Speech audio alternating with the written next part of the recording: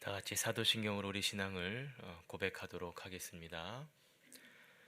전능하사 천지를 만드신 하나님 아버지를 내가 믿사오며 그 외아들 우리 주 예수 그리스도를 믿사오니 이는 성령으로 잉태하사 동정녀 마리아에게 나시고 본디오 빌라도에게 고난을 받사 십자가에 못 박혀 죽으시고 장사한 지 사흘 만에 죽은 자 가운데서 다시 살아나시며 하늘에 오르사 전능하신 하나님 편에 앉아 계시다가 저로서 산자와 죽은 자를 심판하러 오시리라. 성령을 믿사오며 거룩한 공예와 성도가 서로 교토하는 것과 죄를 사하여 주시는 것과 몸이 다시 사는 것과 영원히 사는 것을 믿사옵나이다. 아멘. 찬송가 94장 주 예수보다 귀한 것 없네 찬양하도록 하겠습니다. 찬송가 94장입니다.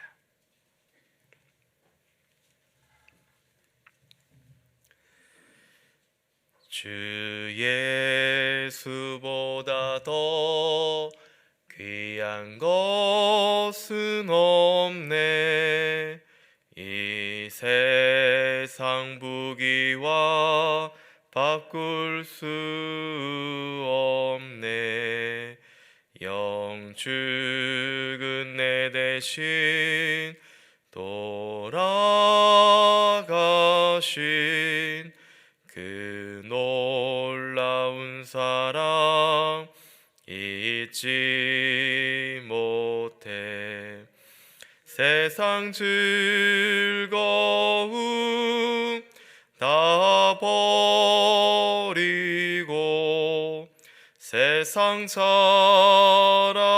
다 버렸네. 주 예수보다 더 귀한 것은 없네. 예수 밖에는 없네.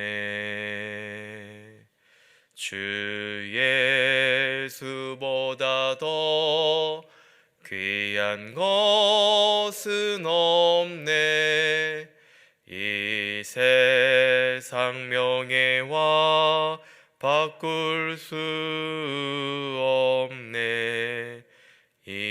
이전에 즐기던 세상 일도 주 사랑하는 마음 뺏지 못해.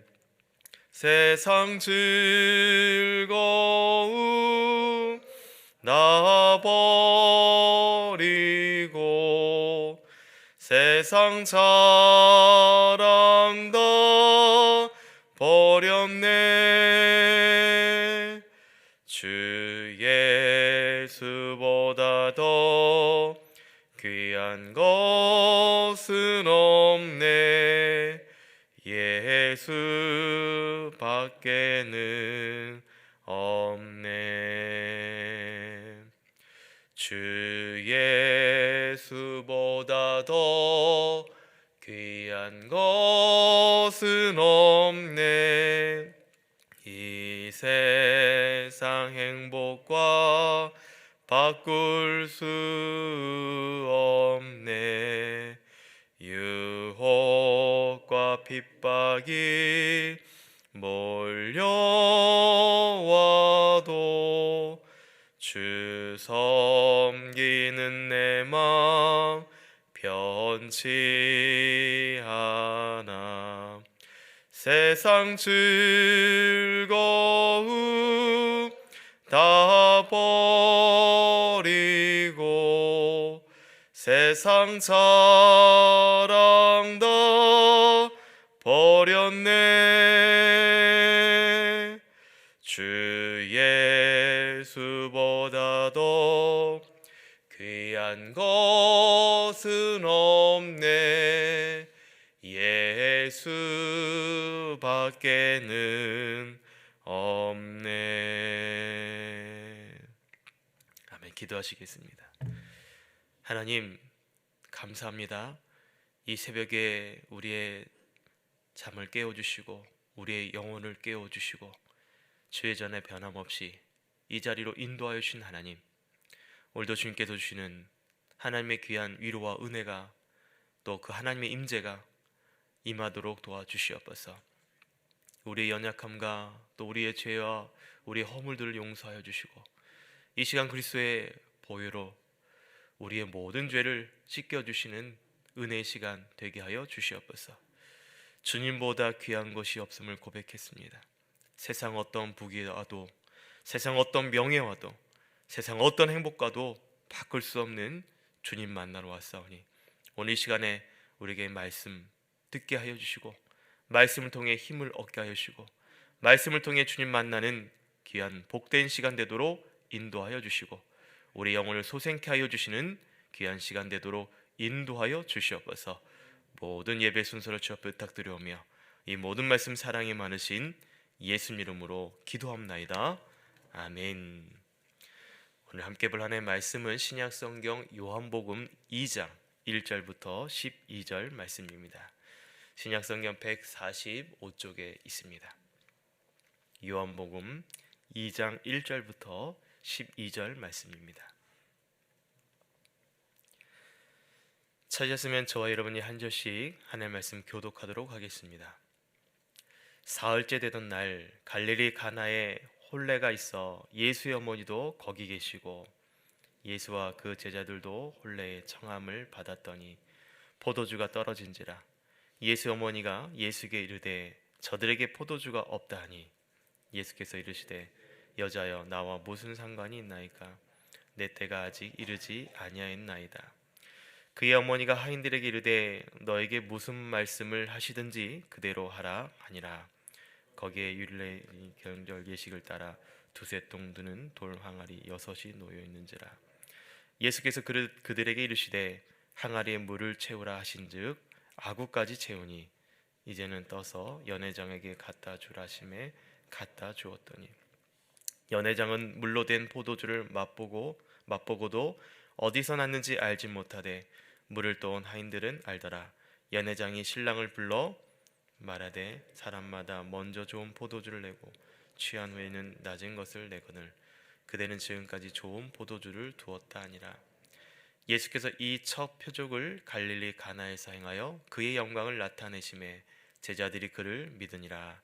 그 후에 예수께서 그의 어머니와 형제들과 제자들과 함께 가버나움으로 내려가셨으나 거기에 여러 날 계시지는 아니하시니라. 아멘. 오늘 저와 여러분이 읽은 이 말씀은 우리가 너무나도 많이 듣고 너무나도 많이 익숙한 말씀일 것입니다.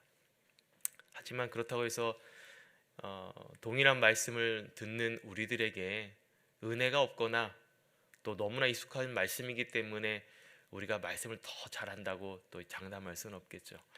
바라기는 오늘 말씀 가운데도 분명히 우리가 들어야 할 하나님의 뜻이 또 말씀이 있는 줄 믿습니다. 갈릴리 가나의 혼인잔치가 열렸습니다. 예수님과 제자들 그리고 예수님의 어머니인 마리아가 초청을 받았습니다. 그런데 아시겠지만 잔치가 진행 중에 포도주가 떨어지게 됩니다. 당시 결혼잔치는 보통 7일 동안 진행이 되었다고 합니다. 그리고 또한 이 포도주는 예식을 진행하는 데서 가장 중요한 부분을 차지했기 때문에 부족하지 않도록 준비를 하는 것이 보통 관례입니다.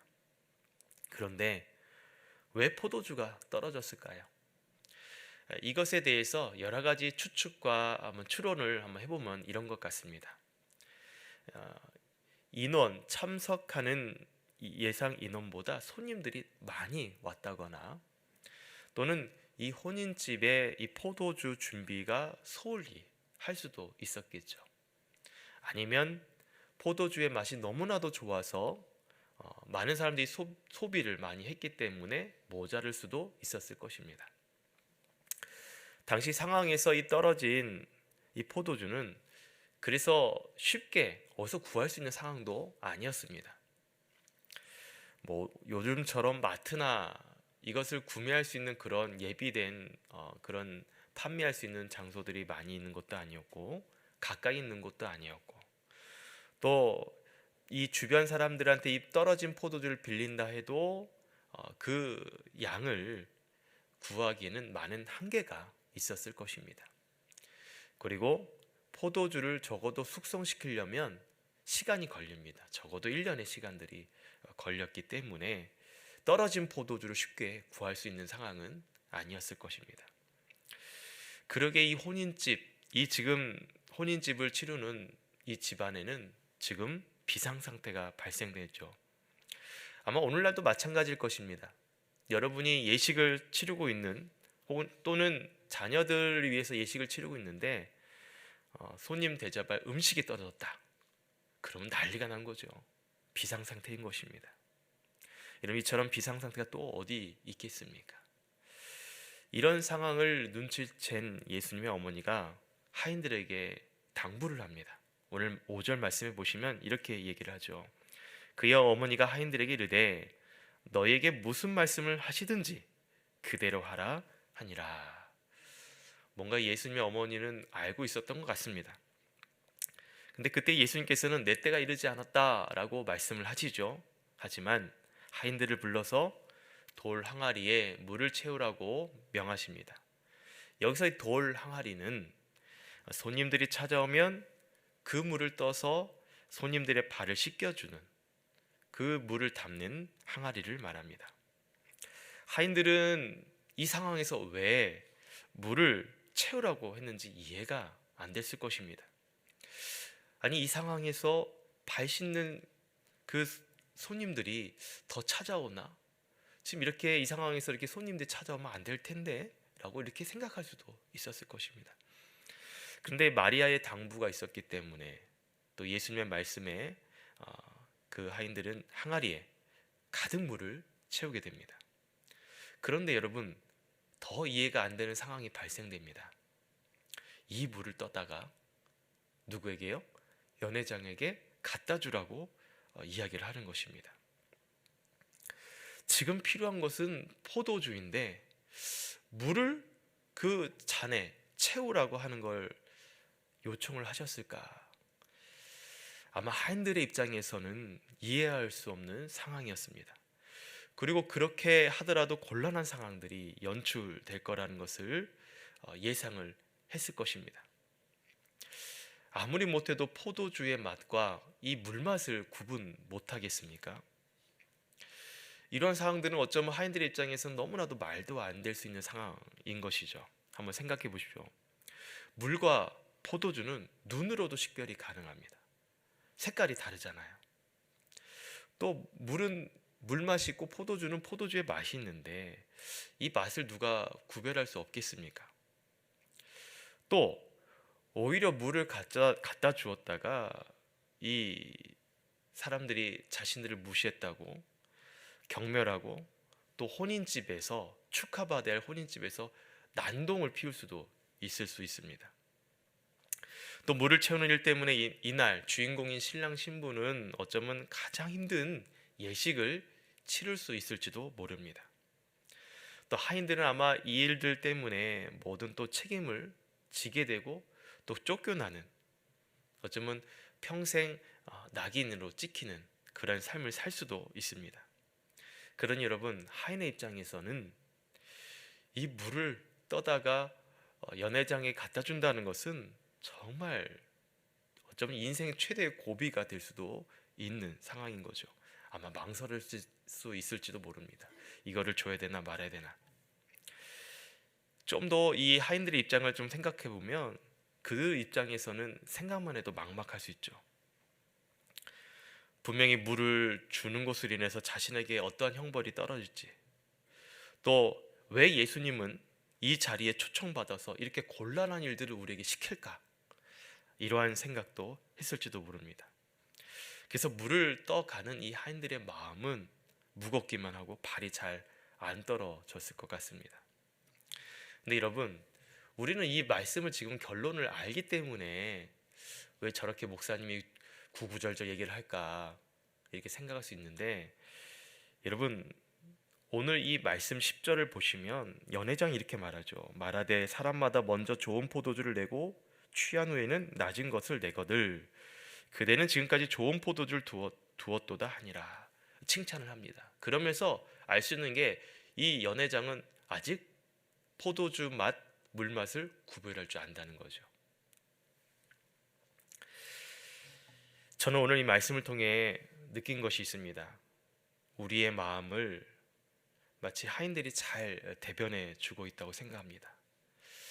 오늘 말씀을 통해 우리가 놓치지 않아야 할 것이 있다면 바로 이 상황 가운데 왜 예수님께서는 물을 떠다가 연회장에 갖다 주라는 이 가나안 이 혼인잔치를 애써 제자들에게 또는 이 말씀을 읽는 저와 여러분에게 이 본문에서 이 말씀을 얘기하셨을까?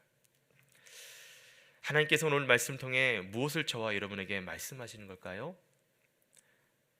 사실 예수님께서는 의도적으로 돌 항아리에 물을 채우라고 말씀하셨습니다.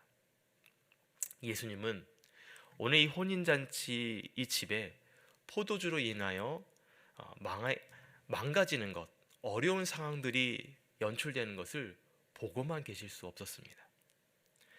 예수님은 자신 외에 이 문제를 해결할 수 있는 사람이 없다는 것을 보여주신 거죠.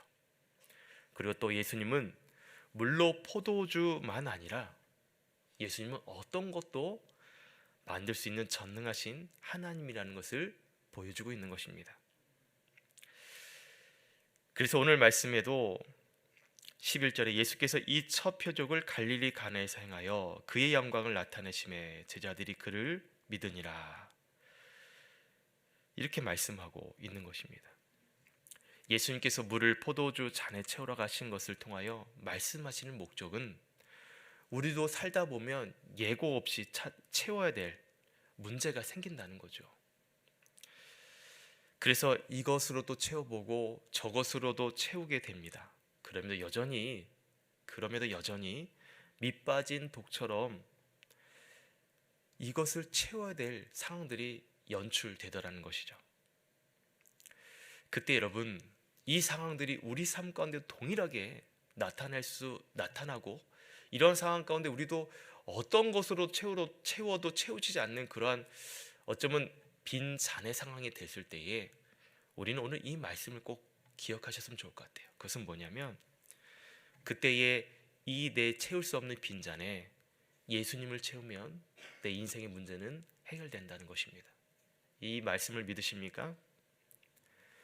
예수님은 오늘 우리의 빈자를 채워주기 위해서 이 땅에 오셨습니다. 내 인생에 채워야 될 것이 너무나도 많이 있는, 어쩌면 주님 아니면 채울 수 없는 우리의 인생에 여러 가지 문제들이 있을 거예요.